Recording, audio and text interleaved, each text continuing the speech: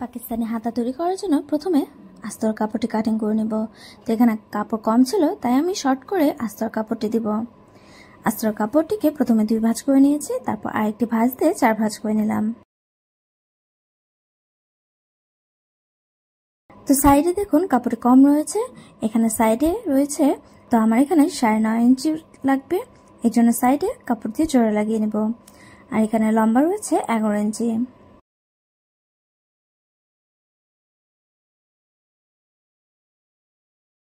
তারপর মোহরে নিচ্ছি 10 ইঞ্চির অর্ধেক 5 ইঞ্চি, 1 ইঞ্চি এক্সট্রা সেলের জন্য নিচ্ছি। উপরের দিক থেকে লম্বা 3 ইঞ্চি মার্ক করে নিচ্ছি। বন্ধ দিক থেকে আর্মহোলে শেপ দিয়ে নিচ্ছি। তারপর মোহরে থেকে আর্মহোল পর্যন্ত মিলিয়ে নেব।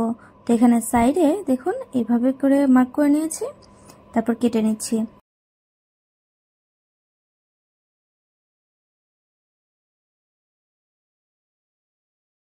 হাতা দুটি মেলে নিয়ে এক সাইডে তালপাটি কেটে নিচ্ছি, মাঝে জয়েন্টটিও কেটে নিলাম। এখন সাইডে দেখুন কিভাবে জয়েন দিচ্ছি। এখানে 2 ভাঁজ করা কাপড়টি আরেকটি ভাঁজ দিয়ে 4 ভাঁজ করে নিলাম। তারপর মোহরের এই দিক থেকে ধরে আমি আর্মহোল পর্যন্ত শেপ দিয়ে নিচ্ছি।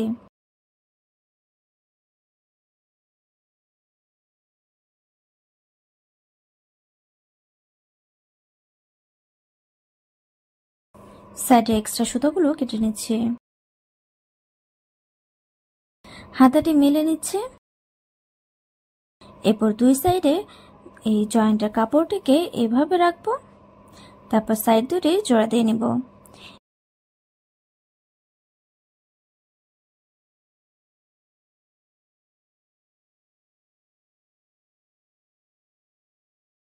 এরপর মোহরটিকে উল্টা দিক থেকে 2 ভাঁজ করে নিয়ে সেলাই করে নিব।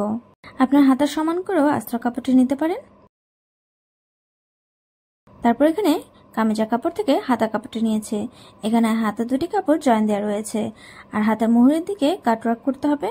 তো একদম সহজভাবে কিভাবে আমি কাটওয়ার্ক করে তা আপনাদের শিখিয়ে দিচ্ছি। এখানে হাতার কাপড়টিতে বড় সাইজের ফ্রেমটি বেঁধে নিয়েছে।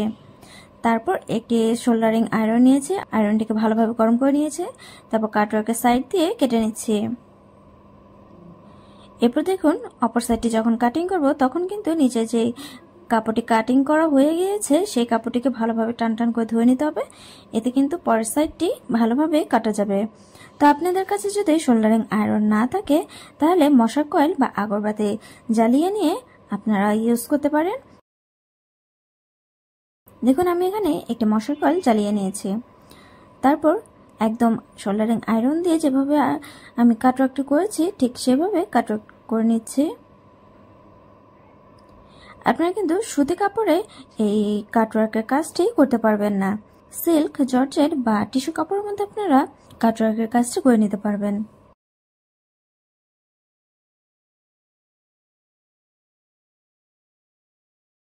অপর সাইডেও কাটওয়ার্ক করে নিয়েছি।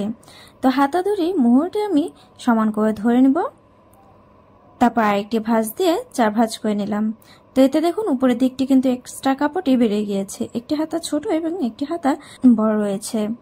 তো অবশ্যই মোহরের দিক দিয়ে সমান করে নেবেন। তারপর ছোট পার্টটির উপরে হাতার আস্তর কাপড়টি বিছিয়ে নিলাম। এর সমান করে আমি হাতাটি কিভাবে কাটিং করে নিচ্ছি দেখুন। একদম আস্তরের মোহরের সমান করে প্রথমে কেটে নিয়েছি, তারপরে আস্তর থেকে মোহরের ঘের পর্যন্ত আমি এভাবে একটু এক্সট্রা করে রেখে কেটে নিলাম। পাকিস্তানের হাতা যেহেতু একটু লুজ হয় তাই আমি মোহরের দিকটি লুজ করে কাটিং করে নিচ্ছি।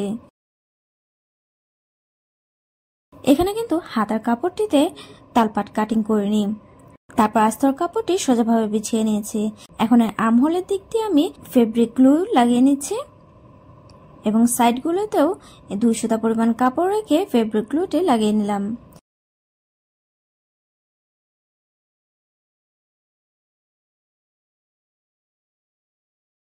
এর উপরে এখন আমি হাতার কাপড়টিকে সোজাভাবে বিছিয়ে নেব। সব দিক দিয়ে সমানভাবে রেখে আমি হাতার কাপড়টি বিছিয়ে নিচ্ছি।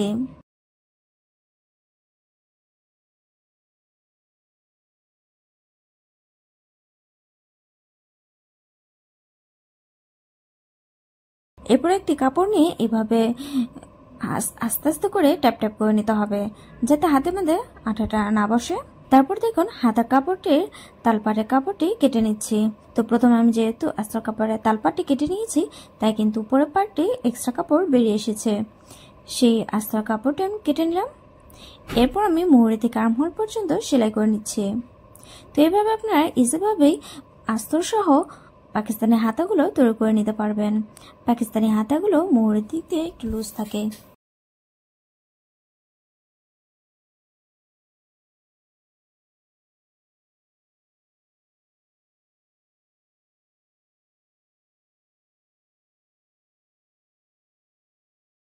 এরপর সাইডটি ওভারলক করে নিচ্ছি।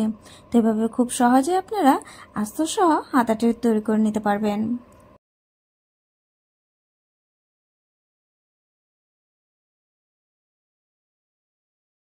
সাইডের এই এক্সট্রা কাপড়টুকু দেখুন এভাবে ফোল্ড করে নিয়ে সেলাই করে নিতে হবে, তাহলে কিন্তু এক্সট্রা কাপড়টি হাতাটি পরলে বেরিয়ে আসবে না।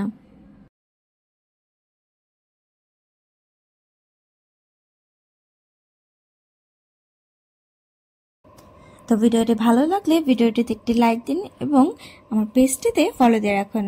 আর আমার ইউটিউব চ্যানেল থেকে দেখলে চ্যানেলটিতে সাবস্ক্রাইব করে রাখুন। Thank you for watching. আল্লাহ হাফেজ।